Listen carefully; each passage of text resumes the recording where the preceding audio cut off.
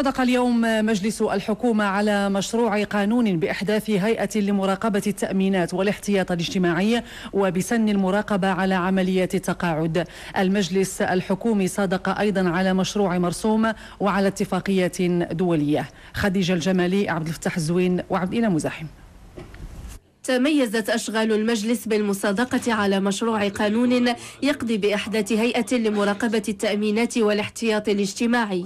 ويهدف هذا المشروع إلى إعطاء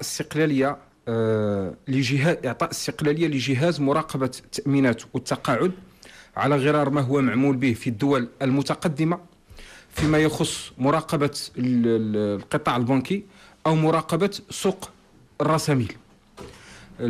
بلادنا الآن هنالك استقلالية على مستوى مراقبة القطاع البنكي وسوق الرساميل.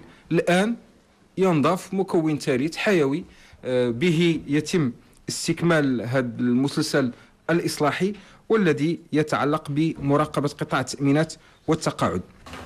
كما صدق المجلس على مشروع مرسوم يتعلق بمراقبة نظافة لحوم الأسواق. هذا النظام الجديد سيسمح بتنقل اللحوم بين المجازر بين البلديات في جميع أنحاء البلاد. أيضا سيشجع المبادرة الخاصة في إحداث وإدارة المجازر وتطوير شبكة للنقل المبرد مطابقة للتشريعات الجاري بها العمل. وأيضا يأتي في إطار يعني تنزيل التزام الحكومة بدعم هذا القطاع الحيوي وتشجيع الاستثمار الخاص وتنظيم العرض وتحسين الجودة لصالح المستهلك وتثمين المنتوج المحلي سواء على المستوى الإنتاجي أو على المستوى التسويقي.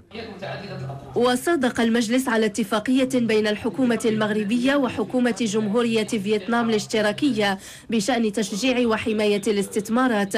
كما صادق المجلس على اتفاقية دولية تهم البروتوكول الاختياري لاتفاقية مناهضة التعذيب وغيره من أنواع المعاملة أو العقوبة القاسية أو اللا إنسانية أو المهينة، مع المصادقة على البروتوكول الاختياري لاتفاقية القضاء على جميع أشكال التمييز ضد المرأة والبروتوكول الاختياري الملحق بالعهد الدولي الخاص بالحقوق المدنية والسياسية.